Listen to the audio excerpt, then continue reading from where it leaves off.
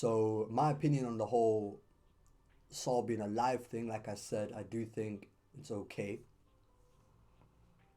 because it doesn't necessarily ruin the emotional moment for Robin, right? Like everything that's tied to Robin specifically, I think that's perfectly fine. I don't think that it necessarily like retrospectively changes that in context or anything. In my opinion, I don't think that does anything like harmful to the emotional impact that Saul and Robin had. But I do think the thing that is a bit shaky that Oda can clear up on is the Aokiji stuff. So what I mean by that, Aokiji was more than accepting of the fact that if the world government deemed what they did was a crime, which on paper it was a crime, it's not like they didn't know it was a crime. The scholars of Ohara knew full well what they were doing. They were deciphering the poneglyphs and they knew it was a crime, a massive crime, right? A direct attack against the world government. That's pretty much how crazy of a crime that is, and they did it anyway. So knowing what they were doing, they got caught, so they should be punished accordingly. Aokiji was never necessarily against that. He just thought that was the way of the world. Saul, on the other hand, needed more of a justification from the world government's end for them to even kill the scholars merely just based on the fact that they're researching history. Why is that such a big crime? And it was almost as if that moment in Ohara kind of changed Aokiji for the future. However, if Aokiji deliberately kept Saul alive, then is that to imply that he agreed with Saul in that moment? That he agreed that, yeah, what they were doing was much. It wasn't justified. Because even if you go back to the flashback, Aokiji doesn't disagree with, he doesn't necessarily like condemn Saul's way of justice. He's perfectly understanding actually. I feel like Aokiji is actually very mature in the way he was carrying himself in that flashback in the whole Ohara situation. He respected Saul's sense of justice and he respected that he had to do what he had to do because he felt like what he was doing was the right thing. But if that was going in the way of the Marines' agenda and mission, he's not going to just idly stand by and just let him do it. Because that would ultimately look bad on the Marines. But the thing is that Aokiji tells Robin that Saul died for her, and the whole point about Aokiji letting Robin live is essentially to see that what will Robin do of her life. The life that Saul sacrificed himself to protect. But if he deliberately kept Saul alive, it's a bit weird, right? It kind of, there would have been no point. Like, what was the point? What was the point of their disagreement back then? I just feel like that needs to be cleared up. Because it didn't seem as though Aokiji changed his mind in the moment. Like, when I look back at it, it didn't look like any of that. I think the only thing that maybe you could say switched Aokiji to Saul's side was Akainu. Akainu, he killed or he destroyed the evacuation ship of those that weren't tied to Ohara, right? And then Saul is basically trying to say, yo, is that the justice that you're condoning? Is that the actions of the Marines that you're condoning? But Aokiji made it pretty clear that he's not standing with Akainu on what he did. He didn't agree with that at the time, but he still doesn't agree with Saul. It's a bit weird. That's why I feel like that whole, like, Aokiji's whole opinion and his sense of justice at the time, what it turned into, just needs to be more fleshed out. And I do think that Oda can give us a chance to explain Aokiji's perspective on if he actually did deliberately keep Saul alive. Why did he do it? Why did he not tell Robin that he was alive? Why did he make her believe that he was dead? Was it to protect Saul? Because at the end of the day, and protect himself actually, because he was supposed to dispose of Saul, right? So if he essentially went back to the Marines, claimed that Saul was dead, he took care of it. I'm pretty sure the CP9 agent saw Al-Kiji go after Saul as well, right?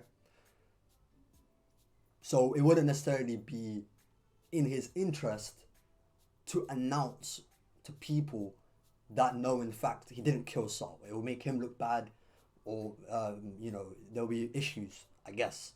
But I feel like when Saul gets reintroduced in the story, he can explain what happened and stuff like that. And there's no doubt in my mind that Aokiji and Saul probably have seen each other since Ohara. Again, they probably have seen each other. So yeah.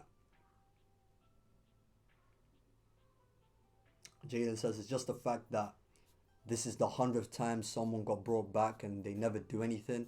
It always takes away from the story, never adds. He's guilty until proven innocent at this point. You're referring to Oda. I mean, I can understand that perspective. I just feel like whenever these things happen, like you judge it accordingly. I don't think that if one fake out death, for example, was done bad, that means that the next one should just be automatically judged as bad. I feel like it should be judged on a case by case basis. I think that's just the fairest thing to do, personally.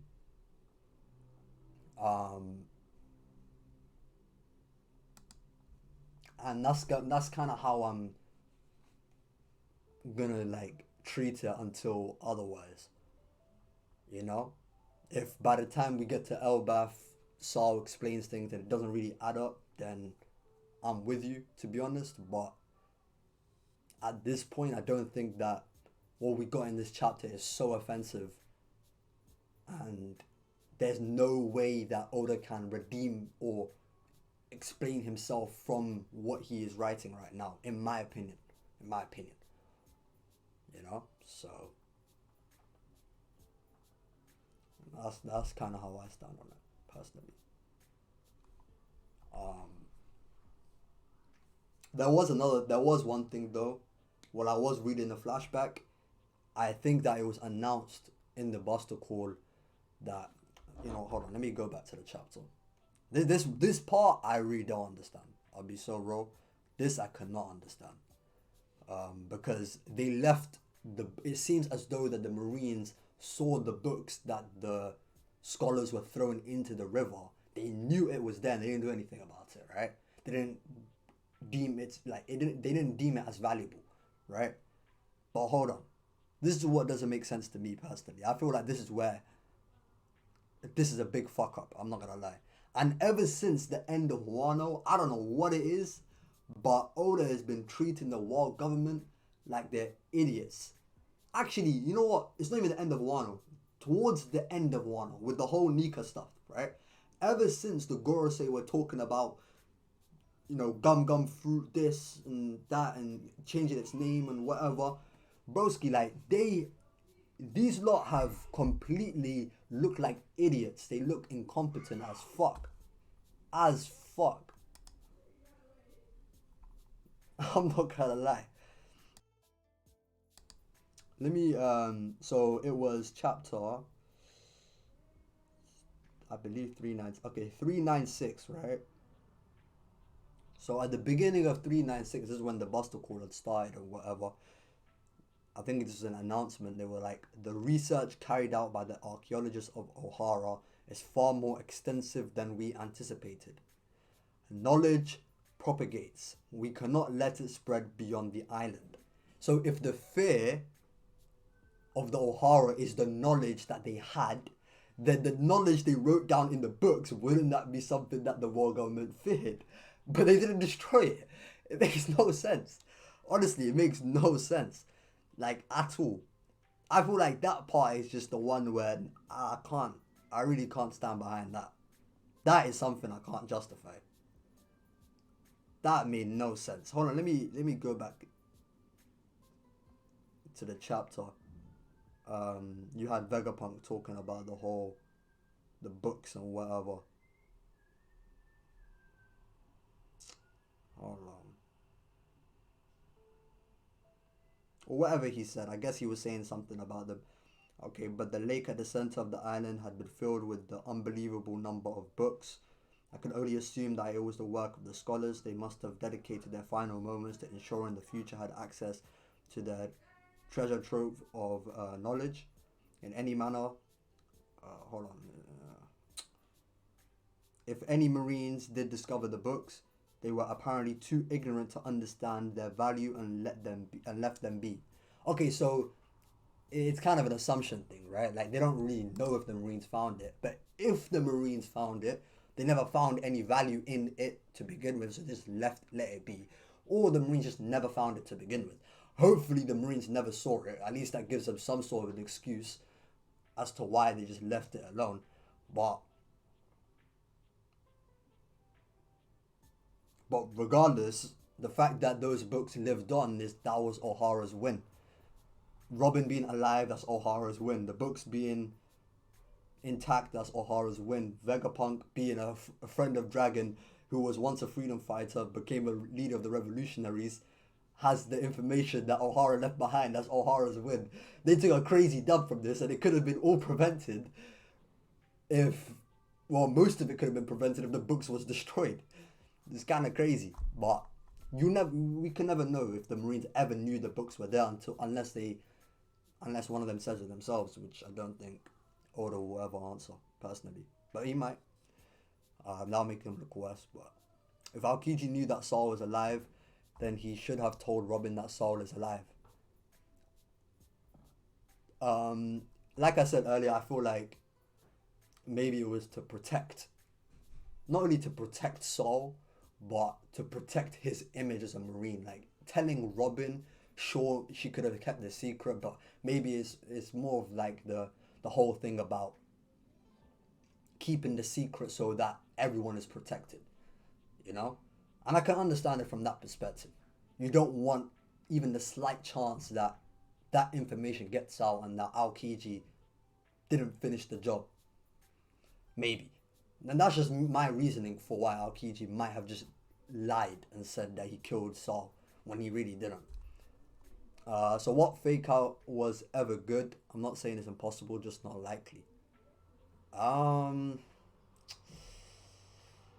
Shit. Shit. I don't know. I don't know a fake death that was actually good on One Piece. I'll be so real. I'll be so real.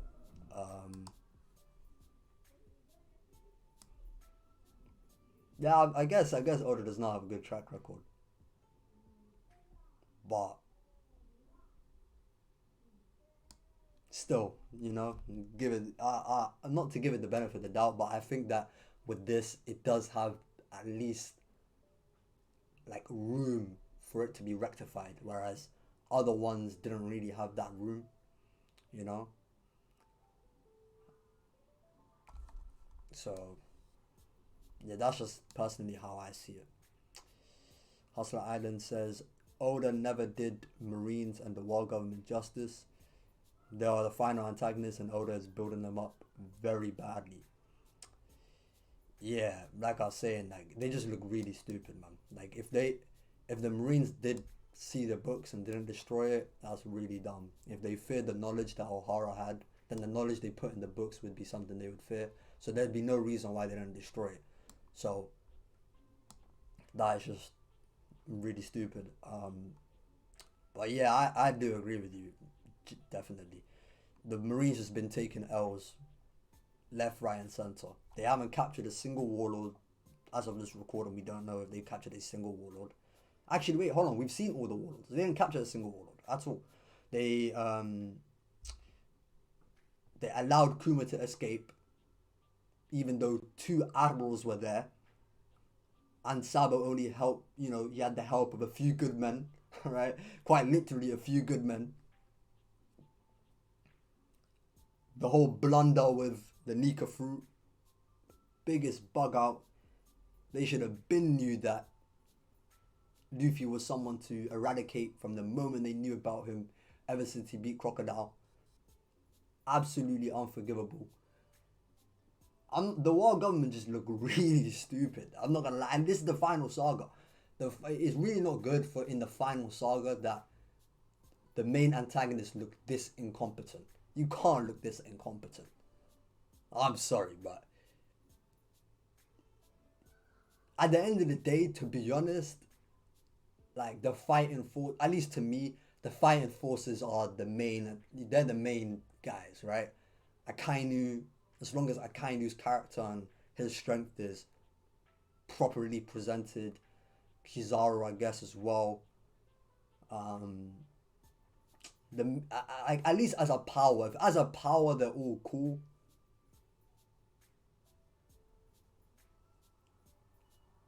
then whatever. But from an intelligence perspective, the war government are not it. Logio, you're watching Foot Asylum Locked In. Broski, that shit is cringe. I'm not gonna lie. From the clips I see that shit is cringe. I'm not watching that shit. It's that is not it. Personally. Personally.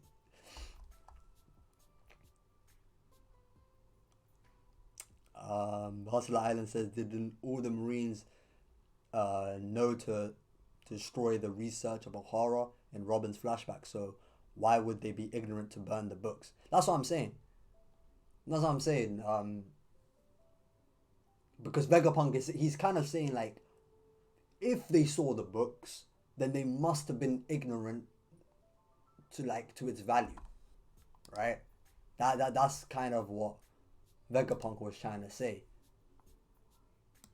Um, but like we don't know if the Marines actually saw the books or not.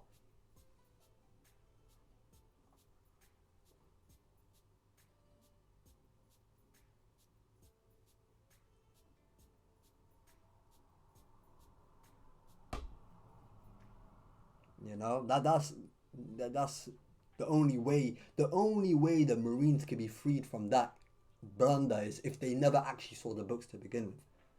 Which, to be honest, kind of makes sense if they never saw the books. I mean, I'm not gonna lie. Now the Cross Guild also humiliate the Marines. And yeah, the war government just been taking L's, man. They've just been taking L's left, right, and center. Um, yeah, but Logan, what I thought about Saul being alive, I think it's okay, but it's it needs to be it needs to be fully explained. I feel like when Saul was reintroduced in the story, I think that why Aokiji let him live needs to be explained because they really did make it seem like he actually did die. Aokiji tells Robin that he killed um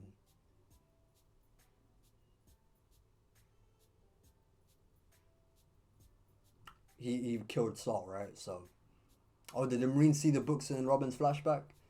Okay, I guess I missed it. Yeah, they're idiots, man. Yeah, these Marines are idiots. So they came here to destroy the knowledge and didn't destroy the knowledge completely. And it's funny because Akainu was there and he said if you're gonna get things done, do it thoroughly. His whole justice is thorough justice. And he he wasn't thorough. Oh my god, yo, Akainu took it out as well, bro. Yo, that is a that is a blunder. That is definitely a blunder. No, no, no. I know that there was a bunch of books that were put in the lake in the flashback. I'm saying that the Marines actually see the books in Robin's flashback. That's what I'm saying. If the Marines actually saw those books and was like, yeah, nah, we'll just leave. You know what I mean? Like they didn't even stop and think about it at all. That is crazy. By the way, for those out here, like up the stream, like it up, like it up.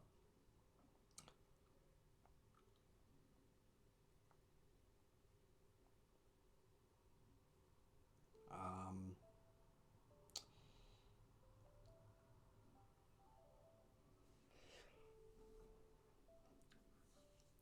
But I think that's enough soul talk. And he's not Saul Goodman either, so. Oh my. Hold on, what chapter was this?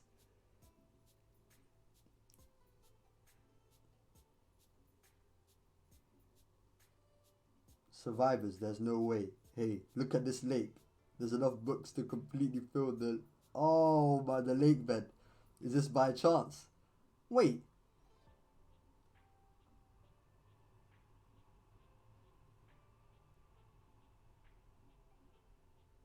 Nah, these Marines are knuckleheads, man.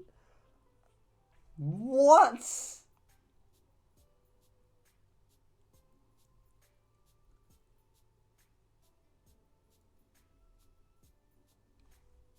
Chapter 398. Ayo, these lot are dumb as shit.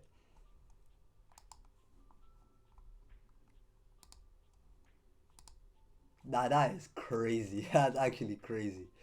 That is actually crazy. What the hell?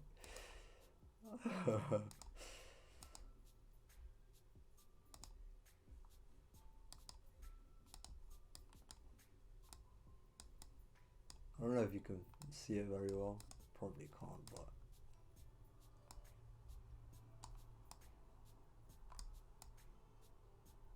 that's the Marines.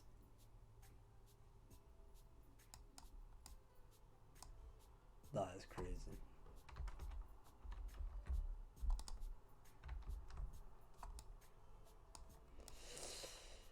It is what it is, man. It is what it is. But I don't know. Like I said, personally, to me, I didn't find it so offensive that I disliked it or whatever. But there are definitely blunders made in that flashback for sure. Definitely blunders from Oda's part. It's not even like, obviously, like he intentionally made the Marines have that blunder, but it's like it's very unbelievable that they will just turn away from those books. So like imagine if it was in a library, like if it was in a building where all those books were. Is it just a presentation of it? I don't get it. Like would they have seen more value in it if it was in a building that said library than if it was just in a lake? There's no way. There's just no way. There's just no way. But it is what it is. It is what it is. At this point. Anyway, for me though, the highlight of the chapter is Dragon, 100%. 100%. That's top two, not one though. Potentially one, but not one though. He's top two. That's top two for me currently. He doesn't have his trademark um, tattoo on his face. For those that don't know, the tattoo on his face actually does read dragon as well. I actually made a video about how Dragon actually might have been indirectly influenced by Garp to be a revolutionary, or that Garp kind of like deep down wanted Dragon to oppose the Celestials. I gave my reasoning in that video, but like the whole idea was essentially that Garp named his son Dragon, which is the same name as the Celestial Dragons. And this is not even some like kind of like some childish reach that I'm making. Even in the One Piece magazines, they question this as well. Why would is it some sort of coincidence that Garp would name his son basically after the name of the Celestial Dragons? It's kind of crazy, and he just so happens to be a revolutionary. And given Garp's sense of justice, he doesn't like the Celestials. I mean, who knows? You never seen Garp condemn Dragon as well. We never hear about it. To be honest, it doesn't. Maybe there isn't as like that many good opportunities to do so. To be honest, but he's pretty openly condemned Luffy being a pirate. Pretty openly, like explicitly condemned it. Explicitly. But with Dragon, in the moments that it's been mentioned, he doesn't really have like a he never really has an opinion against Dragon, it seems. And it seems as though he's still in connection with Dragon as well. Because Garp heard about that Luffy met Dragon in Loketown. So it seems like Garp and Dragon are cordial. They're on talking terms, right? Which I wouldn't necessarily. Well, actually, I would expect it from Garp, to be honest. To talk to, even if his son's a criminal, but or a pirate. But it's definitely different, you know. I feel like it's a bit different. So we'll see where that goes. There was also the fact that his design, as many pointed out, was basically it seemed like he was wearing army uniform. He was a freedom fighter, so it's interesting to know what country was he a freedom fighter from. Probably not the Goa Kingdom. Probably not. So does that mean that he was originally from the Goa Kingdom and like kind of moved?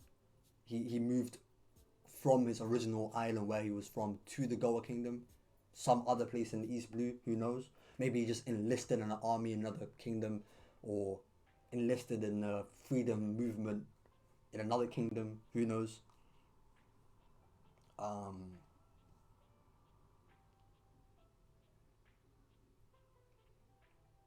so we know that the Revolutionary Army, finally we got a little bit of a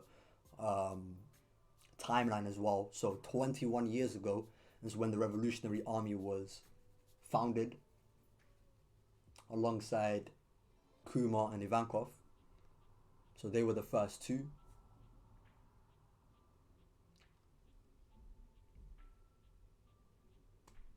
And I believe, I forgot when.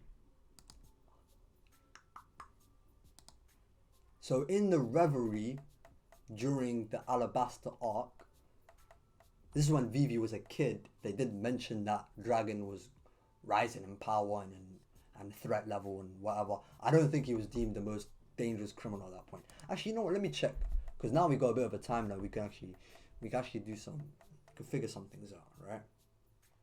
We could figure some things out. So wait, what do I think about Vegapunk's design? I feel like Oda definitely overdone it a little bit, but the idea of his head getting bigger as he gains more knowledge or becomes smarter or whatever. I mean, I get it. I understand. A bit of a crazy way of displaying it. Sorry, but it's One Piece.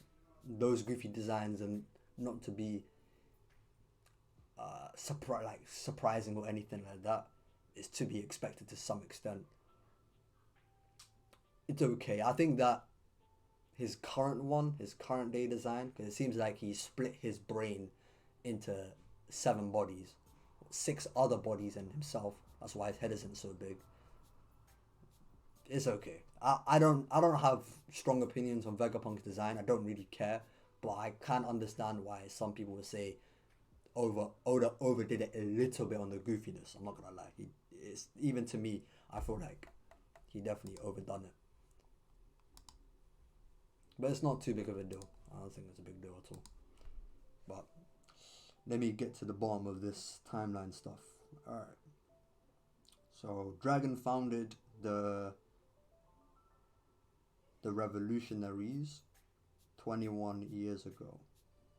All right. I'm just gonna search up One Piece timeline.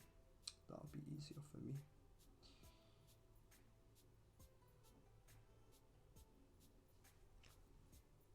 Luffy was born 19 years ago.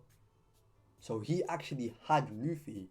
That's kind of crazy. He had Luffy as a revolutionary, and Ivankov didn't know that he had a son. Okay, that's something to think about. That is something to think about. He didn't know that he had a son. And Ivankov was captured by the Marines within the last 12 years because we saw him in the ASL flashback. Yeah, we saw him in the ASL flashback. So 7 years of Luffy's life, he didn't know that he had a son, and more, and even more than that. I mean, he was an Impel Down, but we don't know when he was locked up. But it was within the last 12 years. Could have been at any point, I think.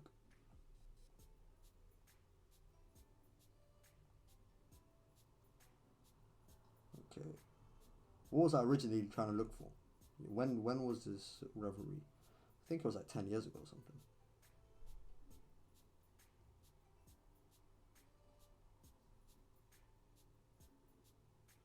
Damn. It's every 8 years, right? That's when the reverie's up. So the one before should be 8 years ago, right? Am I bugging? Ah, there we go. It was 8 years ago.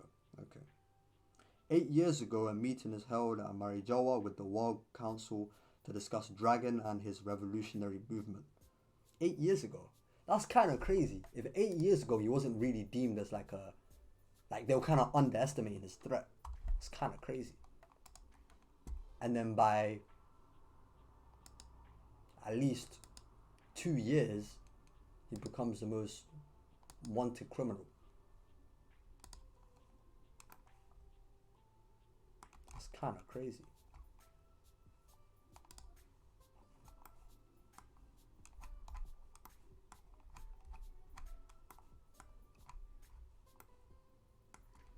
What chapter was this?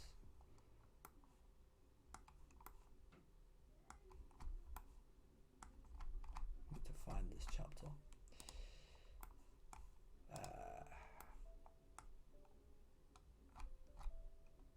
Okay, so this is what they were saying. The revolutionary named Dragon is spreading his dangerous ideas. In 5 or 6 years, he will be a formidable enemy of the world government. In 5 or 6 years.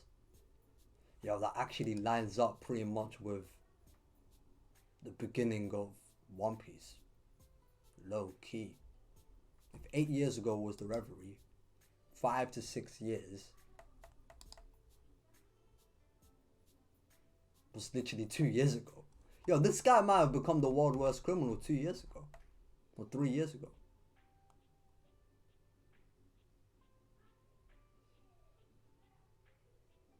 He might have actually... Yeah, maybe I need to make a note of this. I'll make a mental note of this for later.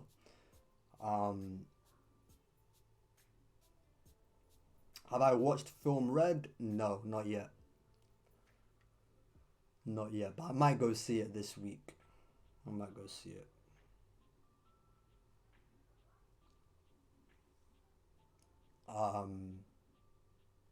By the looks of it, like from when the leaks came out, and like the leaked clips in the movie, it was like a cam quality. It wasn't that crazy, but it didn't look that appealing to me personally. And when I heard it was a musical, definitely wasn't appealing. But one of my friends did go see it, and he did vouch for it. I do trust his opinion, so it'll probably be watchable at least. Probably be decent. I'll go watch it. And if Shanks is in it, it's bound to have some cool scenes. So it's basically a Shanks movie, right?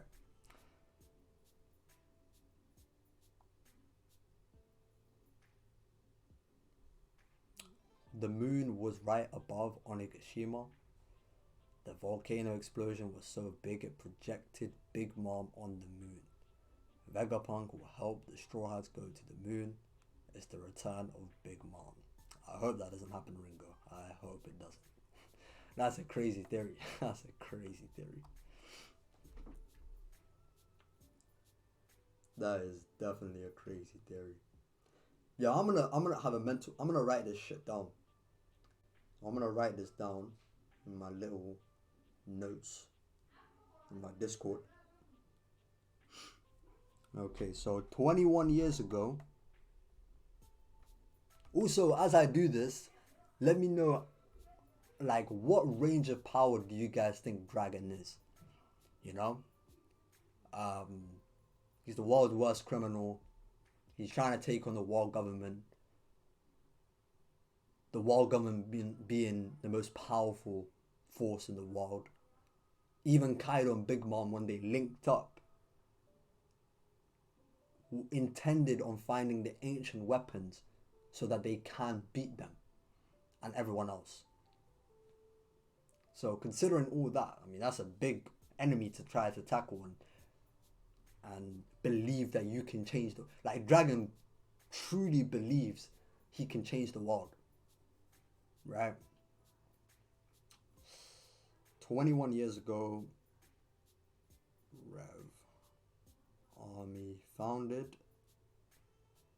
Okay. 19 years ago, Luffy's born.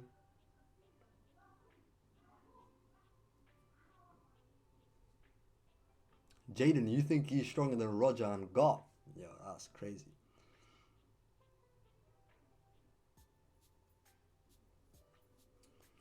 I'm not saying it's crazy that you're wrong, but like that's definitely a high perception of a dragon for sure. Because he hasn't done much, right? He hasn't done much necessarily fighting wise or anything like that.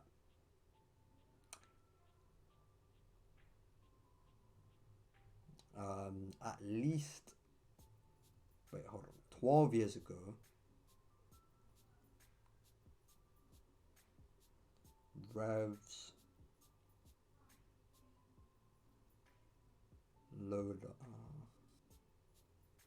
are at Shimotsuki village. Okay.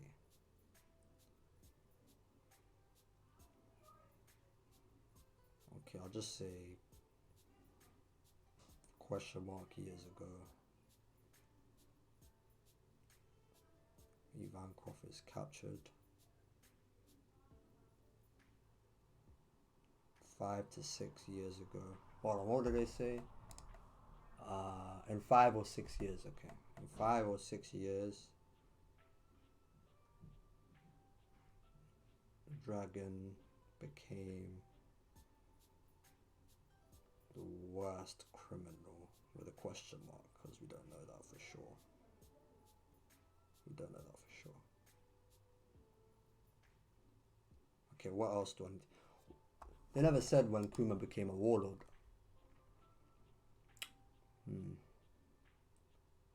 When would he have become a warlord? Did they? I don't think they ever said it.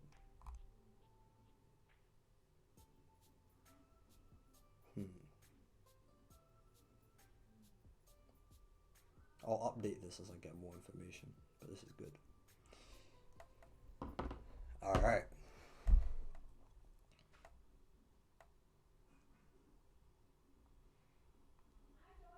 Leo believes that Dragon is top 1 currently, excluding Emu.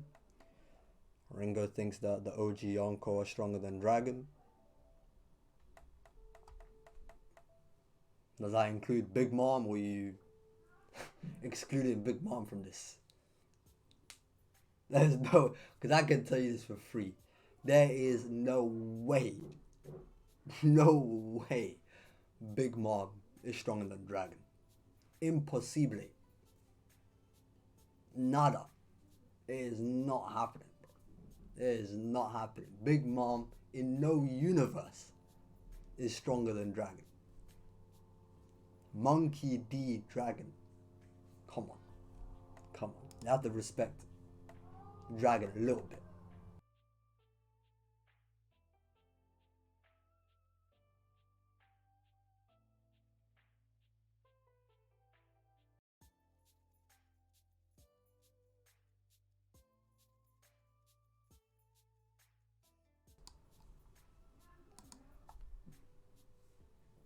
Aside from that, though, personally, like I said at the beginning, I do think Dragon is. I actually have the same opinion as Leo. Actually, I do think Dragon top one, excluding Emu. Top two, including Emu. But he can range. I mean, he's definitely top five, but he can range somewhere in the top five. Well, top three actually. Top three. Top three. Yeah, he can range in the top three. Shadow says, imagine Dragon used to be an admiral that would fuel the admiral over Yonko agenda. Um, well, the admiral over Yonko agenda is a trash agenda, if I'm being honest. But but um, Dragon being an admiral makes no sense. I've never been like, obviously any theory is possible, right? Like lots of theories are possible, but I feel like Dragon being an admiral makes no sense because they didn't know, like, when Dragon was first being talked about by Robin, his identity was a mystery. No one knew where this guy came from. They didn't even know his family name. The world only found out the guy was related to Garp in Marineford when Sengoku announced that Luffy was the son of Dragon. So they put two and two together, that he's Monkey D and that he's also the son of, that Dragon is the son of Garp.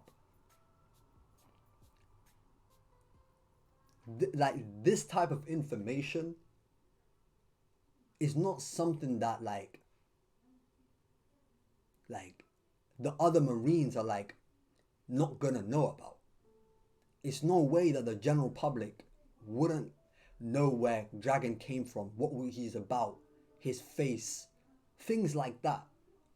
It just makes no sense if he was such a public figure, because that's literally what like the admirals are. They're public figures. They're public military figures. They're the highest rank in the Marines. Everybody knows the admirals. Every single one of them. The thing is that they do have code names. So like Akainu, Kizaru, Aokiji, those are code names. They aren't their government names, right? So you could say they hide behind their whatever, but within the Marines, people do know the admirals' names. Like, for example, when Sengoku was explaining the whole rocks thing, Akainu walks in and just calls him Sakazuki. Like, it's not really a secret. Like with all the other young Marines there, just calling him by his government name. It's not something that Marines themselves hide, but like, I guess they would hide it to the government. Also, another thing is CP0. I think CP0 is more likely if he was ever part of the government. But I feel like this chapter kind of goes against it. I feel like this chapter kind of goes against the fact that Dragon was ever a part of the government. Not gonna lie. Not gonna lie. Because, like, it kind of seems as though Dragon has the perception that you don't need to be in the government to know what the government's about. Like, hold on, it's when he was talking to Vegapunk, right? When he kind of was criticizing Vegapunk from about joining the world government, right? So Dragon tells Vegapunk, "You passed on joining the Freedom Fighters a while ago, but it still made me sick to hear you becoming one of their lapdogs, that being the world government, right?" It kind of seems as though being a lapdog of the Marines could never have been, the lapdog of the world government could never have been something Dragon was a part of. He could never have been a former lapdog of them. Like, there's just no way. And because of the fact that he was a freedom fighter in like other nations, it seems like he was trying to topple the monarchs of those kingdoms and stuff. Like, he saw the injustices from the monarchs, it seems. Like, he didn't need to be in the world government to know that the world government needed to be stopped. That's just the way I interpret it. But I feel like if he was ever part of the world government, CP0 can make sense. you know. But even then, right? People know CP0 exists. They might not know their names because we never really see anyone acknowledge like CP0's identity. They just know that they exist, they're a thing, right? So amongst Cypherpol, the public agencies are Cypherpols 1 to 8. CP9 is actually a secret assassination group. But even in the secret assassination group, Rob Lucci was famous. It's kind of like, so like if Rob Lucci was a name that people knew about, at least within the Marines, then Dragon being in CP0, which isn't even a secret like CP9 is, the chances of the Marines knowing about Dragon's identity, like it wouldn't be such a big secret. I just can't imagine Dragon ever being part of the war government. Personally, I just don't think that makes any sense. It's possible, but I just can't imagine it. Jaden says, I'm more confident in Akainu and Mihawk than Dragon because they have obvious fights that scale them crazy, where Dragon might fight Emu or Akainu, but he's not beaten either one. I feel like Dragon, I guess, would be in the same boat as like a Shanks, right? Shanks, he's he's destined to fight Blackbeard, right? And we know that he would lose if he does fight Blackbeard. But that doesn't necessarily mean that he can't be, like, everyone acknowledges Shanks is amongst the very strongest, right? That like he's close to, if not in a lot of people's top 5, right? I think that Dragon, if he is to fight Emu especially, would be essentially like a higher level Shanks in the sense that he's fighting a more powerful opponent. And I don't think that in the same way with Shanks, Oda is going to portray it as though that Dragon and Shanks are just very weak. It's going to be like these guys are really strong, but the ones that they're fighting against are just otherworldly. So if people like Kaido or whatever was to fight Emu as well, yeah, they would look just as helpless as maybe Dragon would look. Or if anything, they would look worse than the way Dragon would look. It also depends on like how you compare if Dragon fights Emu or Akainu to the way Luffy's gonna eventually fight them. You know? Obviously he won't put up as well as a fight as Luffy will eventually. You know, obviously not, because he's not the main character, but there are ways of making Dragon, who I wouldn't say is destined to fail. Obviously, he's not destined to fail, but if he fights Emu, he obviously would lose. There is a way to still make him appear as though he's one of the strongest, like top 3, right? It's like Mihawk, for example. Mihawk is basically destined to lose in the story, but we're convinced that he's top 5, for example, right? I think Dragon can still get that sort of credit. It just, you know, his opponent is just otherworldly, which I don't believe with Akainu. I don't believe that if Akainu is the one that Dragon fights, that Dragon's gonna look like there's gonna be a levels difference. You know, they're clearly not on separate tiers. I just can't imagine Dragon and Akainu fighting, honestly. I don't think it even makes sense, to be honest.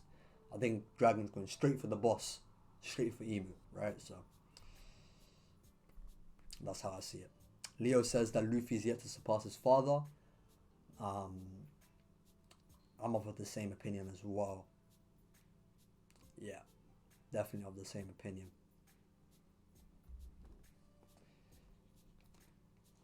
But I do think that when Luffy does beat Blackbeard and becomes Pirate King, he should be top 1. Aside from Emu, maybe. So once Luffy becomes Pirate King, he should be the strongest in the series, aside from Emu, maybe.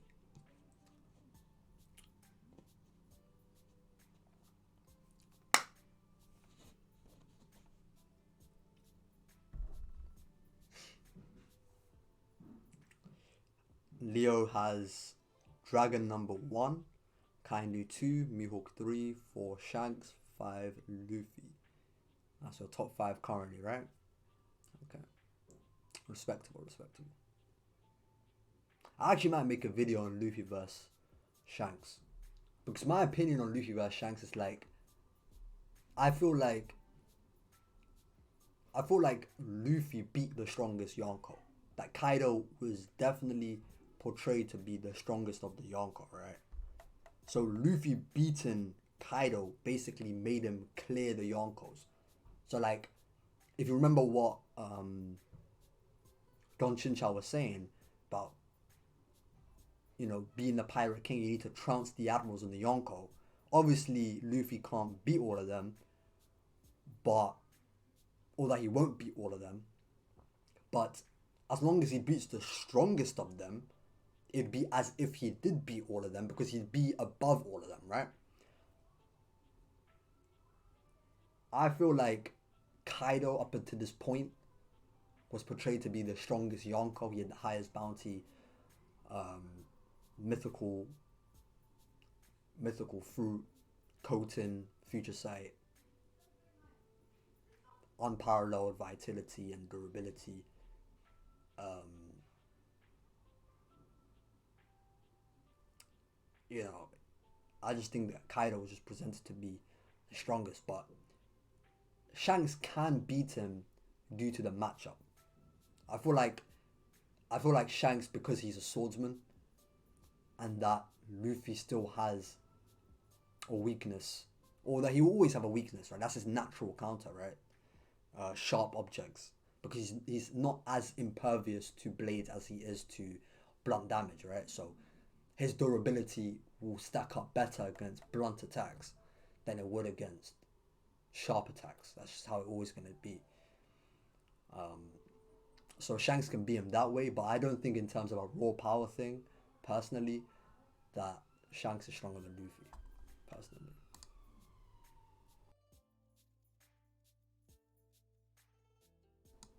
I might make that video just for the views, I'm not gonna lie, and just say exactly what I just said in this little clip. I'll just extend it to 10 minutes long, and obviously there's more that you can say about it, but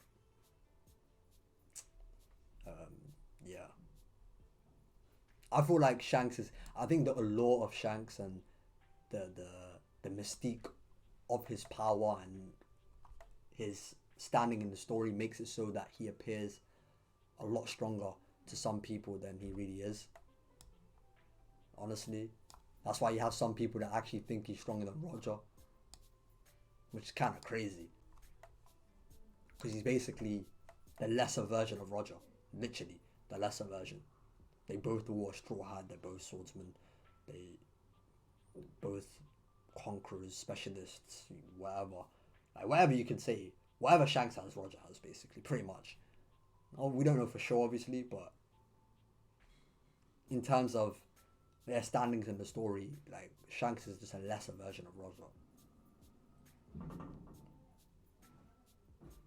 But yeah, what else? What else can be discussed?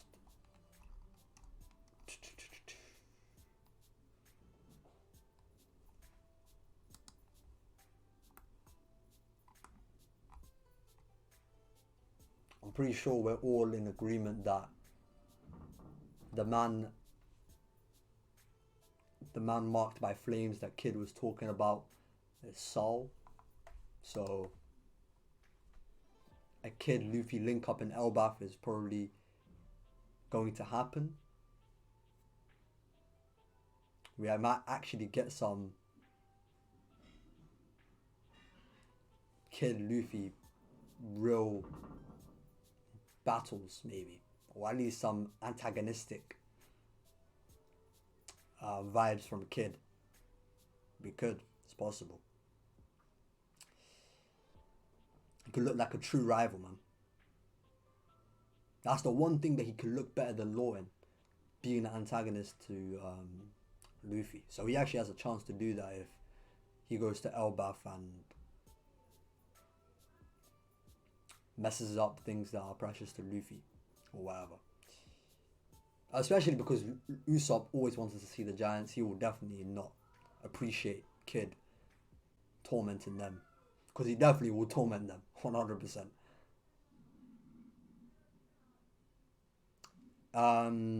Leo says, how does Kid know Saul? Basically, well, it doesn't seem like he knows Saul because like his identity is a mystery, but it seems as though that he gathered intel that the man marked by flames, the man with some burned scars, right? Essentially, that guy can help him in whatever he is looking for, whatever information that he's trying to get. So we don't know how he got that information, but but that man that he's referring to is most likely Saul, right? So if his intel and his whatever has is gonna take him to Elbath, then surely we can see Luffy and Kid in Elbath. Um, as well as the fact that Vegapunk is probably going to tell, or tell the Straw Hats to go to Elbath. That's their best bet in finding Saul and stuff like that. To get more information from the books of O'Hara, Robin will study them and memorize them or whatever. And obviously Kid and Luffy are after the same thing. They should, right? They should have a clash. They should. They should. And actually, that would be a great way, because if Kid is the, you know, the low key antagonist of Elbaf, right? That would be a perfect way to show if he has Khoten now. If he gets Conqueror's Khoten, then a clash against Luffy would be the best way possible to display it, I think. Personally.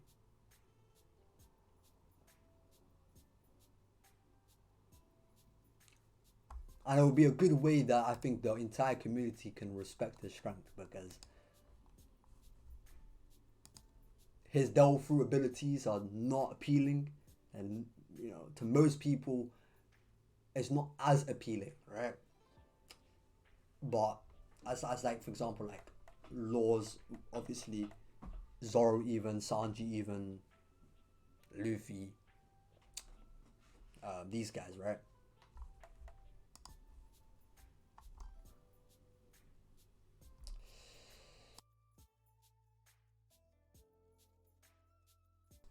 But if he gets Conqueror's Khoten, no one can deny his strength. He would be an automatic um, low top tier, or damn near automatic. He'd be above Yamato to me, probably. Actually, yeah, 100% he'd be above Yamato at that point. Pretty confidently. Because his potential was already above hers. With an awakening as powerful as his, plus Khoten, serious problems. Jaden says, I think Akainu Mihawk Dragon is like Whitebeard Roger Garp in terms of combat style. They are pretty similar, but the current is slightly above. Magma above Quake, Blackblade above Sword, Dragon has a DF, Garp doesn't. I don't know. I don't know if that's the best way of looking at it, but I get what you're saying. I definitely get what you're saying. I just don't think I don't honestly, even though I can see, Akainu being on that Roger level makes sense. If he is to fight, obviously he's going to fight Luffy, who is the Pirate King. So if he gives Luffy, who potentially at that point in the story would have surpassed Roger, or at the very least is on Roger's level of strength, if Akainu shows any sort of equal footing to that power of Luffy, then yeah, obviously he'll be on that level of strength, right? But like, I just don't know if the narrative will present it as though Akainu is above people like Roger. Same with Mihawk, and same with Dragon.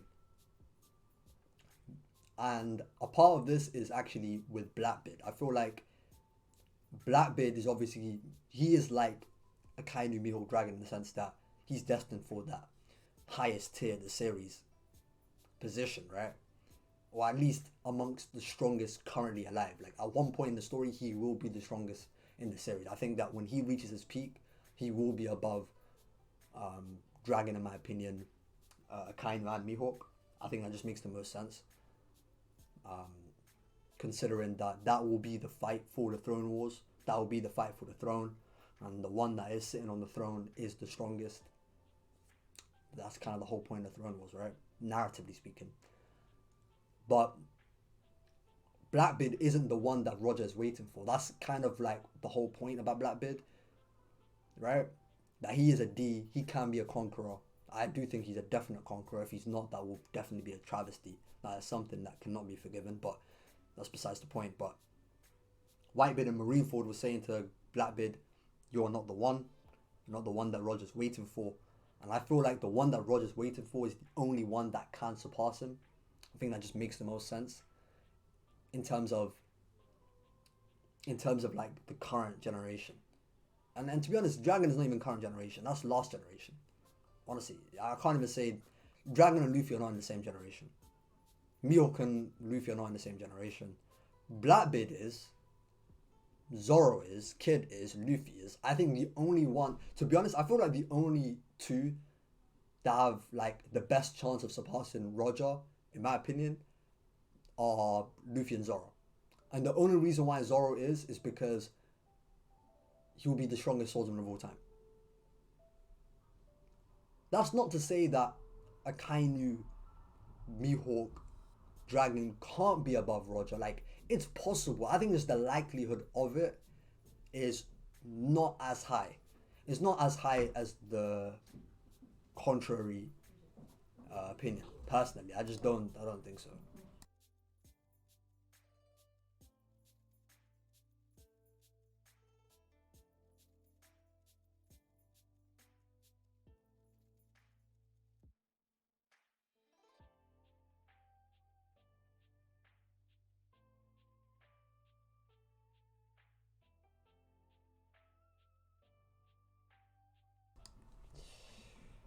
Um,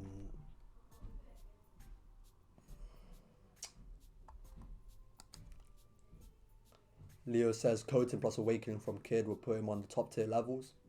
Yeah, for sure.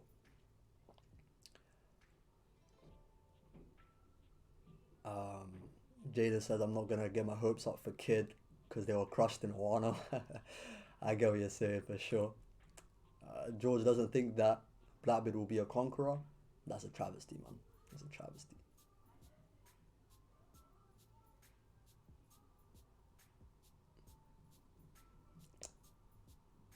Shadow, I'm not gonna lie, that video is probably not happening.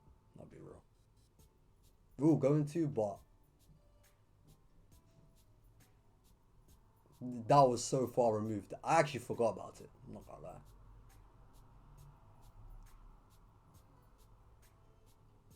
lie. Um, Also, things happened along the way. Um, I was out of the country and stuff. We just couldn't get the time in. It's not.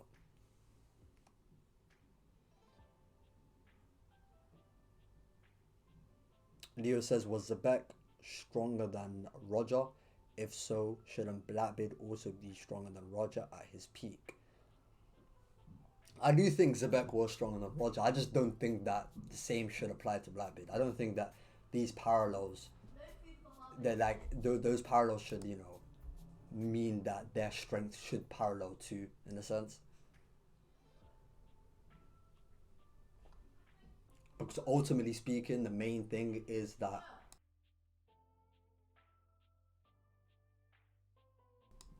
Blackbeard isn't the one that Roger's waiting for, right? Like, if Blackbeard was that guy, like if he had, if if he was the one that was destined to be Pirate King in this generation, then of course he'd be above Roger. But he's not. Zebek is kind of different, you know?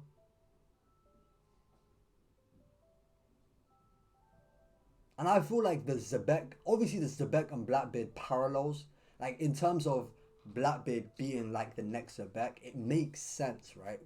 In the sense that his ship is named after Zebek. But outside of that, we don't really know any other similarities. Zebek wants to be the king of the world. We actually don't know what Blackbeard's real ambitions are outside of finding One Piece. We don't know what his personal ambitions are. He could want to be king of the world too. That's perfectly possible.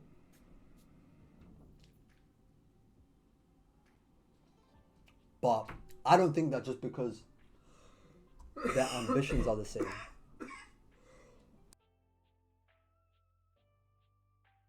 I don't think that just because their ambitions are the same, that they will be as strong as each other.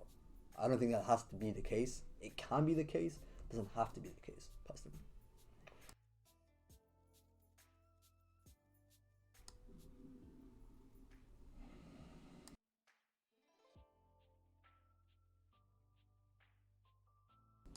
Well, Whitebeard is over Roger, so I think the man that he's waiting for um, isn't exactly strength based alone. I think you were trying to say.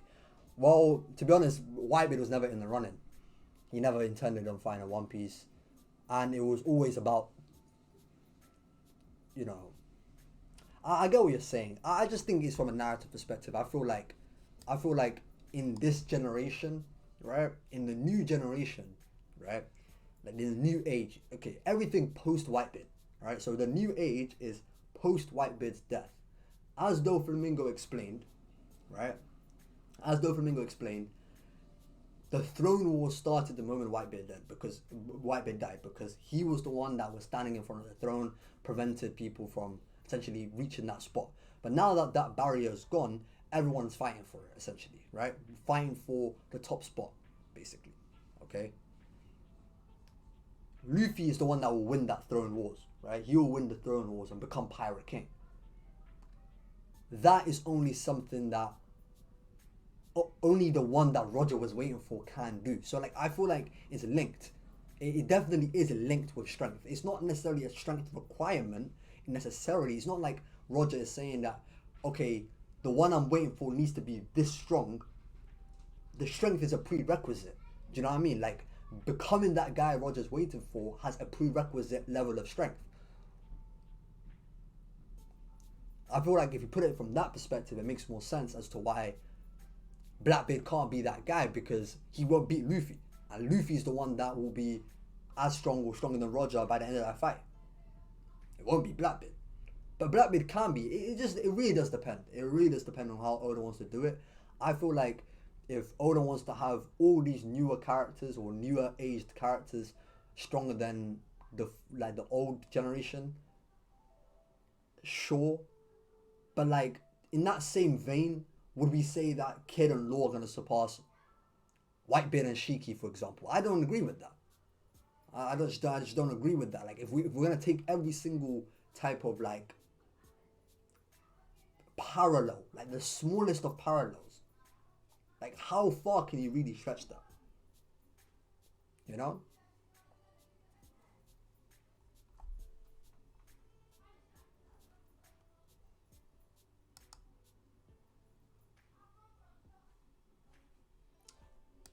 But we'll see. We'll see.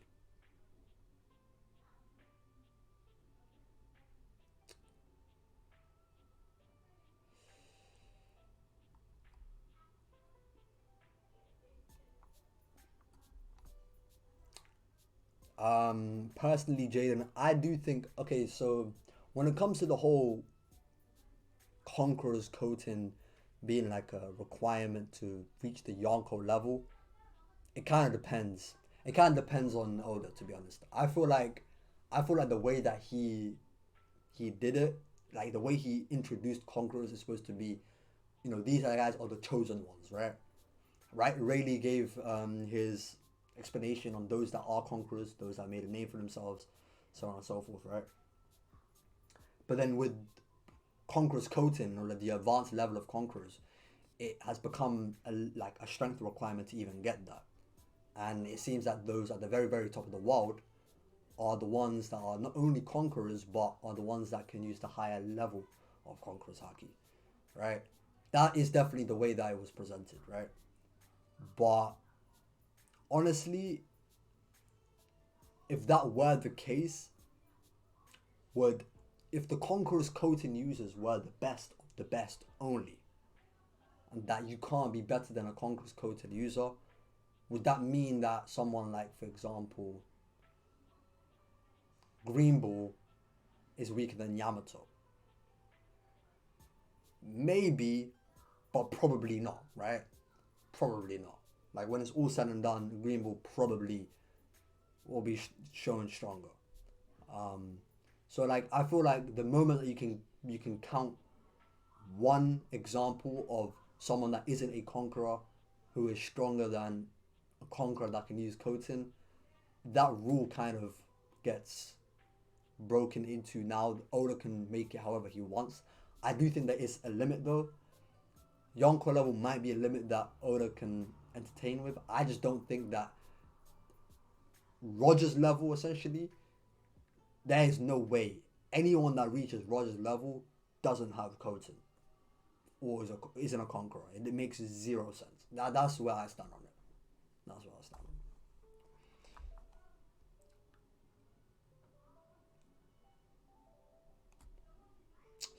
Leo says I do think Kid will surpass Shiki. I don't think Shiki was really equal to Roger like Whitebeard or Garp. I mean, he was stated to be on par with Roger, so that might just be a you thing, man. That might just be a you thing. Shiki's a character, like, I'm not gonna lie. Honestly, I really don't understand where the downplay on him really comes from, in my opinion. Because unless you weren't aware of the statement that says that he's equal to Roger, even outside of that, he's the main pirate rival alongside Whitebeard to Roger. He's confident in his own ability that he can challenge Garp and Sengoku, one of them who had death matches with Roger. Considered Garp and Sengoku trash, even though that is definitely just his emotions talking because he was salty that he couldn't capture Roger and Roger just turned himself in. Definitely is character motivated reasoning as to why he would call them trash, but still, right? Still, that, like, in terms of the way he is portrayed, that is a real nigga pirate. Shiki is a pirate, like a full-fledged true pirate through and through. The battle he had with Roger was a battle he should have won if it wasn't for the weather. He literally could have changed the entire course of history if it wasn't for the weather. One Piece as we know it would not have happened. So like, I feel like Shiki doesn't get the proper respect that Oda seems to give him personally.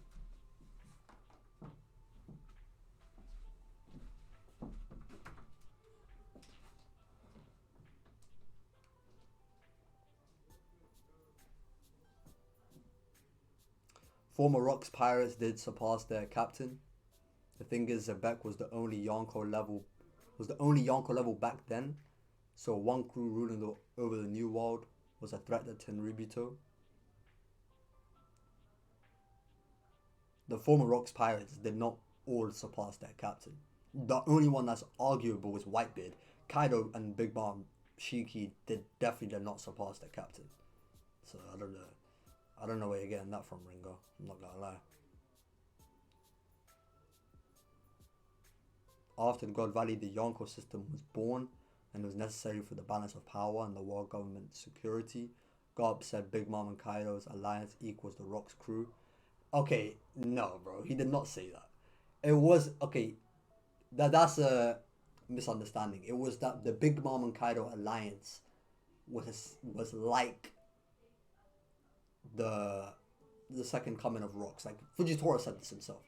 When Akainu was telling Fujitora about how Akaido and Big Mom have linked up and they're helping each other. So Rocks has returned. Rocks being they were Rocks pirates and they've allied. That's all it was referring to.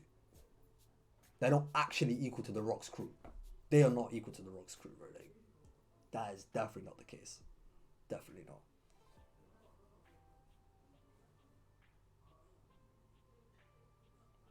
It's more of like a symbolic thing. Big Mom and Kaido, who are two former Rocks pirates, allying, symbolically, it's like the return of Rocks. That's what it was. Jaden says Yamato has fraud coating like Cat has fraud conquerors. If they have it, anyone strong and important, like the admirals, can have it. Essentially, is what you're trying to say. Um, I mean, I get what you're saying, but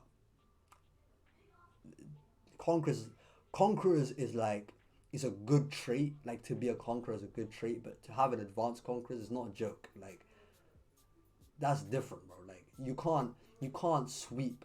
Oh, a non-conqueror can be stronger than a regular conqueror, like a Doflamingo or Katakuri.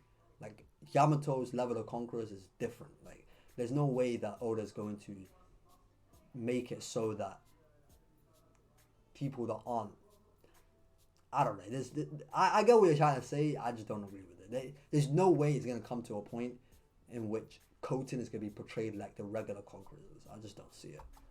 And the only way that there will be a vast amount of conquerors Koten users is because they will all be top tiers.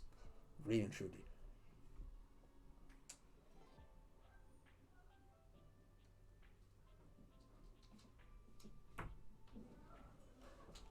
Big Mom and Kaido are also kind of stated to be equals, but there's still a difference in their power.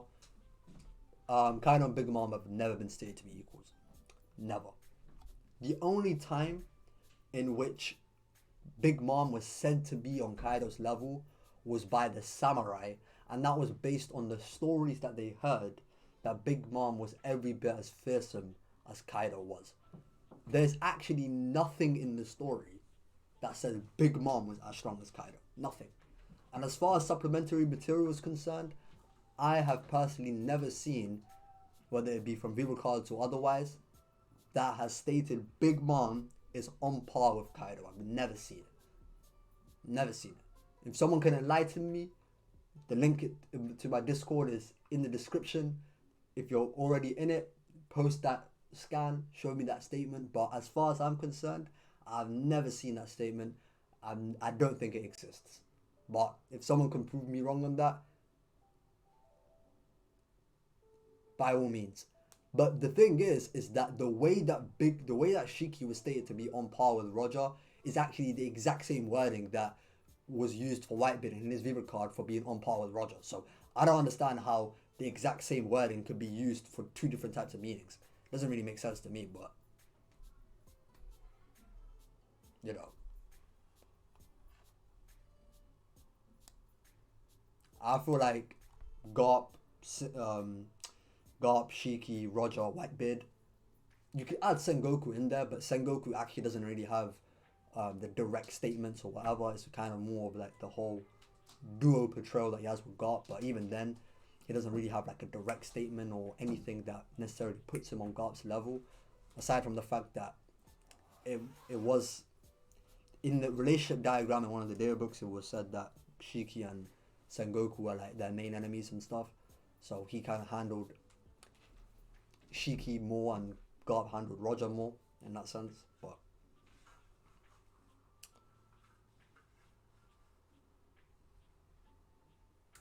nah, Jaden, bro. Big Mom equaling base Kaido is a nasty take. That is a nasty take. Big Mom is stronger than base Kaido, bro.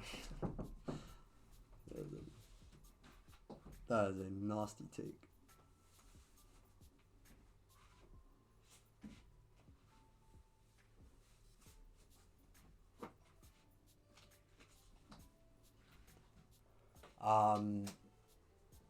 But yeah, I've been streaming for a good while now though.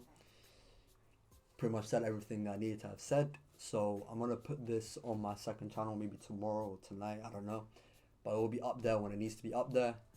Appreciate everyone that stayed to the end. I'll catch you guys another time. Take care of yourselves. Peace. Bye.